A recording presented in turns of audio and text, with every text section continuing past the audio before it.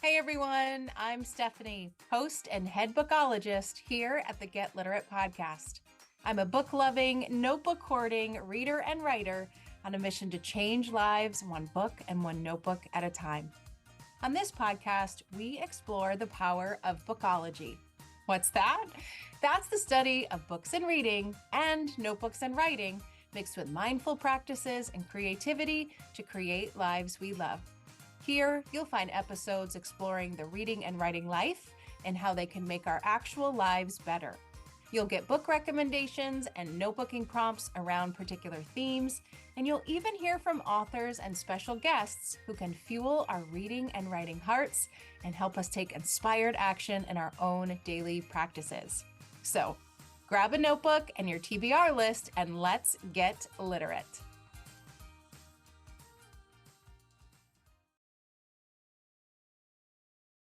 Hey everyone, welcome back to another episode of the Get Literate podcast. I'm Stephanie, and I am here with a bit of inspiration for your seasonal reading life.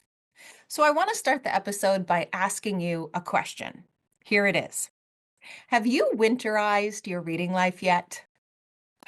Yes, winterize. Today, we are talking about what it means to winterize our reading life and how and why we should do it. So let's just think for a minute about that word winterize.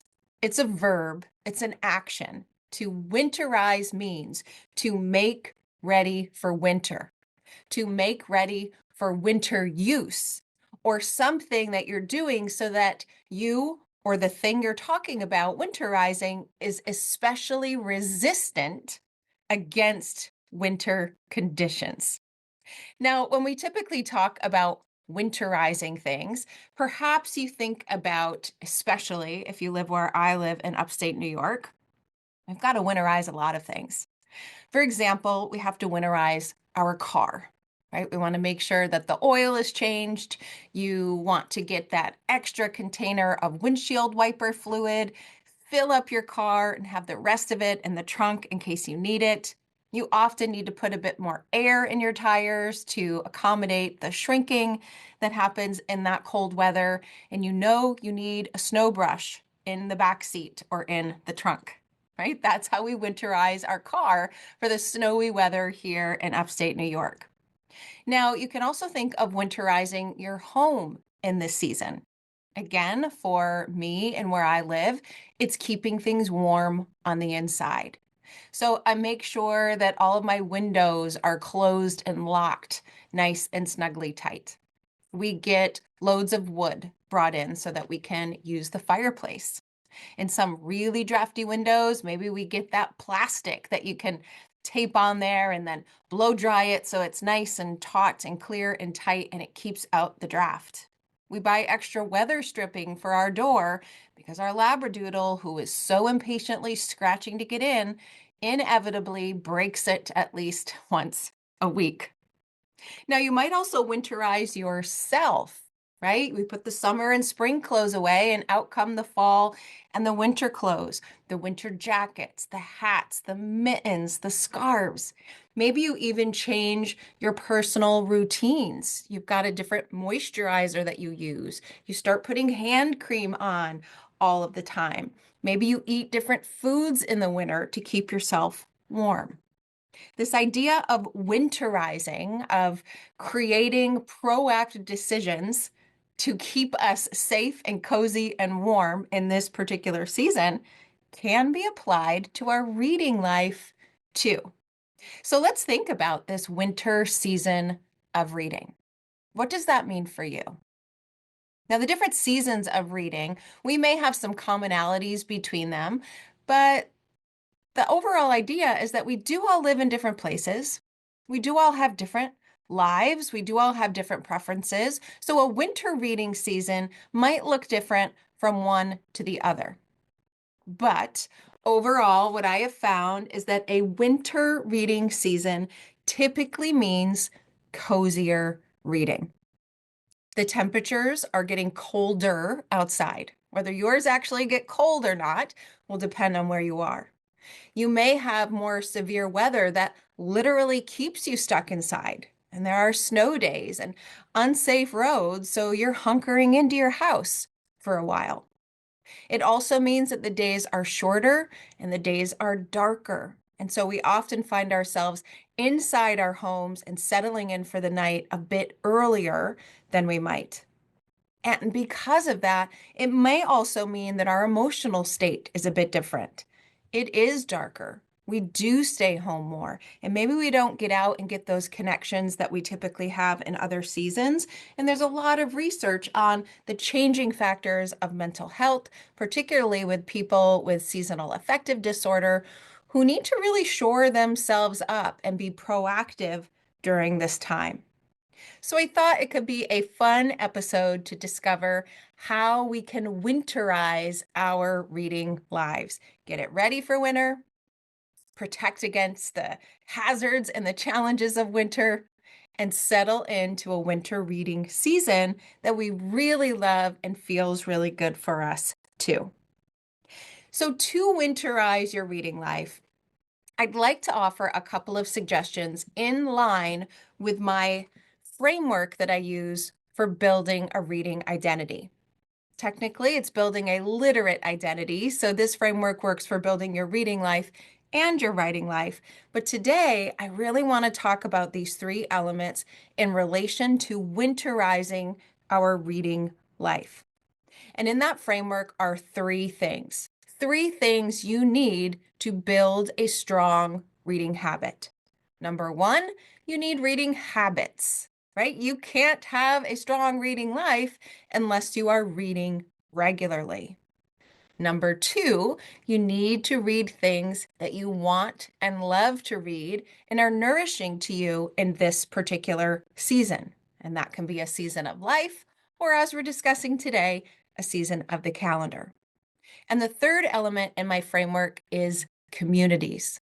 How do we share our reading life with others to build meaningful connections and ultimately make changes in our actual lives because of those books that we read?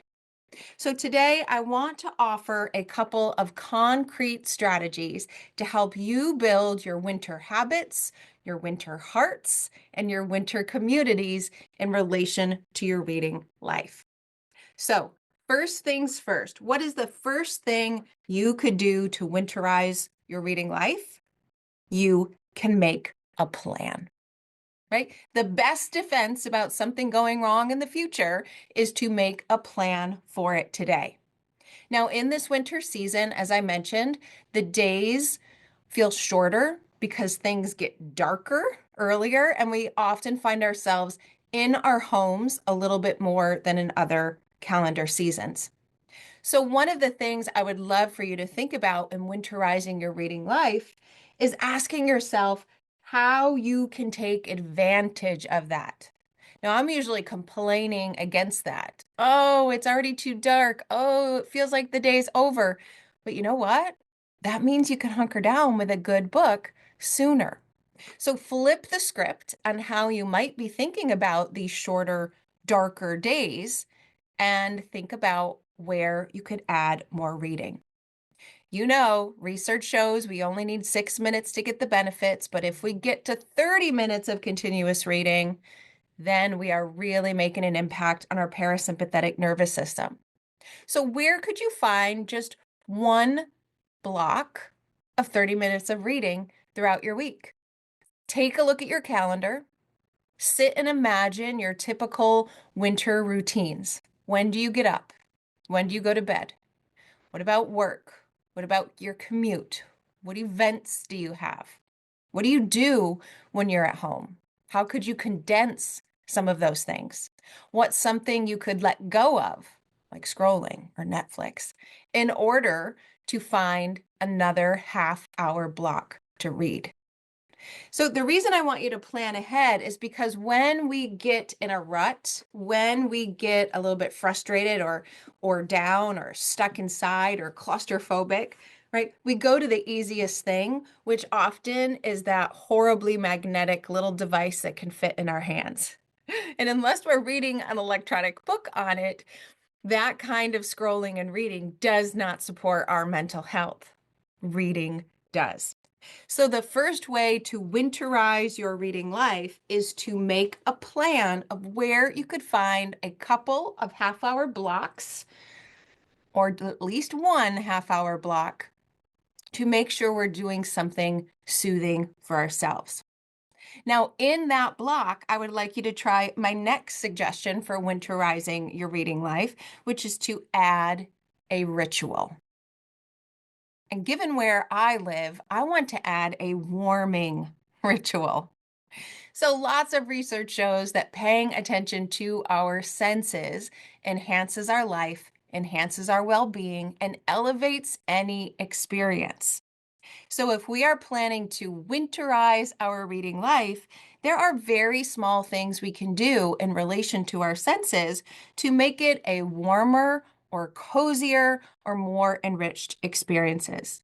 So, think about small things like lighting a candle right before you read, putting on the diffuser with your favorite scent right before you read, getting your nice, warm, comfortable, fuzzy blanket and tucking it in around you on the couch. Or getting those fuzzy slippers or the fuzzy socks or those funny socks that say at the bottom, "Don't bother me, I'm reading." Right? Adding those little layers, going that extra step to make your reading time cozy is a perfect line of defense for winter reading. Maybe since you can't get out, you find an ASMR room on YouTube that sounds like a bookshop, sounds like the coffee shop, sounds like the summerscapes you used to read in, but you can't right now. You could play some of those. Or maybe you re energize the reading space you read in. Maybe you declutter it if you like minimalism, or maybe you add some things that make it feel cozy to you. Again, our reading lives are all different, our personalities are all different, so winterizing our reading life will be different too. But there are small things that all of us could do that would suit our personalities to make our reading more of a ritual over the winter. So think of one and just give it a try the next time you settle in for a season or a session of reading. Now, next, we're blocking out careful blocks of time in winter to soothe our bodies, keep our mental health strong. We're adding really beautiful yet easy rituals to feel indulgent and full of self-care. Now we can talk about our reading hearts, the kinds of books that we are reading. Right? So, depending on the kind of reader you are, you might love to really immerse yourself in this winter state of mind. So, winter reading for you might mean reading winter themed books to really embrace it. If that's you, my number one book to recommend to you is The Secret of Snow by Viola Shipman. You know, I love Wade Rouse. You know, I love every single one of these books. And this one is a true love letter to winter. It is about Sunny, and Sunny currently lives in the very sunny, sunshiny state of California, where she escaped her Michigan childhood. Some things change, some things in her job shift, and it turns out she has to go back. She has to go back to Michigan, back to her childhood home, and back with her mother as she tries to get herself back on her feet. Now, here is where the fun begins. She gets an offer with the local news station, because I think I forgot to tell you, she was a meteorologist in California. She gets an offer in her local town to come back part-time. But the trick is she's got to cover all of the small town winter events that she has missed in order to breathe new life back into the station, to woo a new audience, and to convince her perhaps that winter is a little bit better than she ever thought it was. So this is a book that celebrates all things cold, all things snow, and is the perfect book to get you in a winter state of mind. Now, maybe that is not your reading jam, though, in the winter. Maybe you don't want to lean into winter because you are in winter. You want to escape. winter.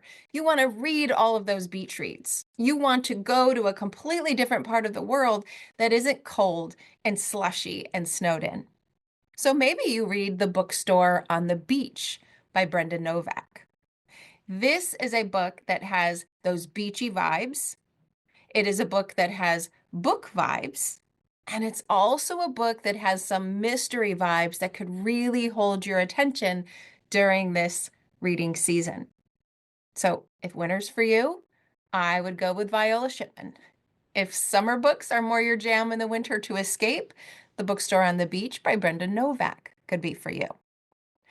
Maybe, though, you're the kind of winter reader who loves to lean into mysteries, who loves to lean into, I would say cozy mysteries or even hardcore mysteries. Maybe you are one that likes to lean into a strong sense of place to really transport yourself in this winter reading season.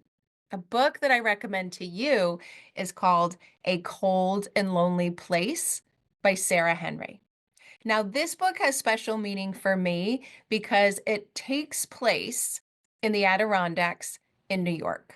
And I live just a hop, skip, and a jump away from the official Adirondacks. So it takes place there. It is in the winter.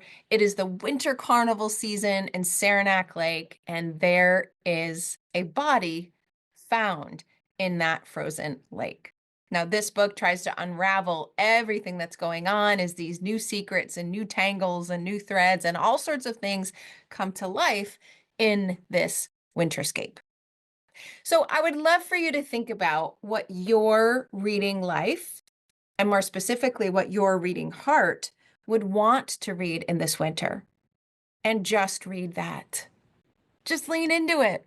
Lean into a reading life that is so inviting. You can't wait to get those cozy socks on, light that candle, and snuggle up for 30 minutes of wonderful winter reading. Now, last up, my last suggestion to winterize your reading life is to keep your reading connections. Winter can keep us in our homes more. It can keep us out of community events more. But that doesn't mean it has to keep us out of connections with our bookish besties. So maybe this winter you make a plan with one of your bookish besties to check in about your reading life. It could be a phone call where you just share the titles that you're reading and the titles that you've loved. It could be an agreement to read a book together and then have a conversation about the events in that book. It could be joining an online book club. You can always join me at our Get Literate Substack community where we have live events and book clubs every single month.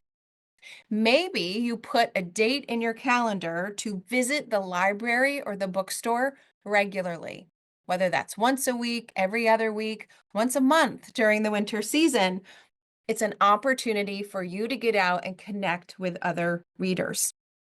And the other thing that is perfect for winter reading, if this kind of thing is your kind of thing, is to join a reading challenge, right? Maybe you join the Rory Gilmore challenge with Jules from the Literary Lifestyle blog.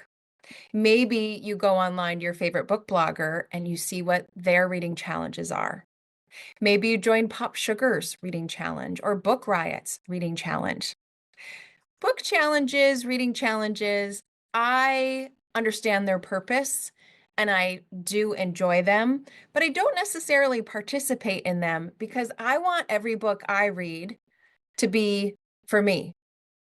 And sometimes when I get to myself into a reading challenge, I'm challenged to read books that I wouldn't normally read. And that can be a really good thing. But often in winter, I just want to be cozy and comfortable and read what feels good. But if challenges are for you, there are so many of them going around the internet right now that you could find one that keeps you accountable, that keeps you excited, and most importantly, keeps you connected to other readers. So there you have it. There are my 4 recommendations for winterizing your reading life and protecting it in this winter season. As a recap, let's review them quickly. Number 1, make a plan. Find at least one 30-minute block of reading in your winter schedule. Number 2, add a beautiful ritual, one that keeps things cozy and warm for your winter reading life. Number 3, read something that you want to read and defines winter reading for yourself. Whether that's leaning into the winterscape books, whether that's going the opposite and escaping somewhere else, or it's leaning into this mysterious mystery mood reading instead. And then finally, keep your reading connections going. Find ways to connect online, make plans to connect in person, and don't let those connections fall to the wayside when the weather outside gets a little more challenging. I hope you enjoyed this episode. It's such a fun thing to think about winterizing our reading life. Who knows? Maybe in future episodes, we'll talk about summarizing. Oh, that didn't work. Our reading life, or autumnizing our reading life. But for now, winterizing our reading life feels like such a comfort and such a joy that we could give ourselves in this sometimes challenging season. I would love to hear from you. What ways do you use to winterize your reading life? You can find me or find a place to comment on alitlife.com in the episode show notes for this particular podcast. You can go online to social media, find me at @FinitoLit and leave a comment on the post for this episode, or you can click that audio button and send me a quick message on how you winterize your reading life. And maybe you didn't even know that that's what you were doing. You just leaned into cozier reading. Now we've got a fun name for it, and we can start to share and crowdsource ideas to make winter our best reading season yet. Thanks for listening, everyone. And remember, if you want to join a really wonderful group of readers online with me, head to alitlife.substack.com and subscribe for just $5 a month for book calendars, book clubs, all sorts of extra tips and tidbits for your reading life. And what I would say is the most fun, some more supportive community of readers that I have been able to be a part of. Thanks, everyone. Happy reading. And I can't wait for you to send your suggestions in for winterizing my reading life. See you in the next episode. Thanks for listening to today's episode of the Get Literate podcast. You'll find links to all the books, resources, and ideas mentioned in the show notes and at alitlife.com. And if you want more, you might like to join my Patreon community. There, you'll find additional inspiration for your reading and writing life, like bonus podcast episodes, book calendars, monthly book clubs, notebooking inspiration, live events, giveaways, and more. It's only $5 a month, and you get instant access to all of the previous content too. Learn more at getliterate.co. And one more thing, if you love what you listened to today, please take a moment to rate and review the podcast, or take a screenshot of the episode and text it to a friend. This helps the podcast grow, and it builds our bookish and notebookish community too. Thanks for listening.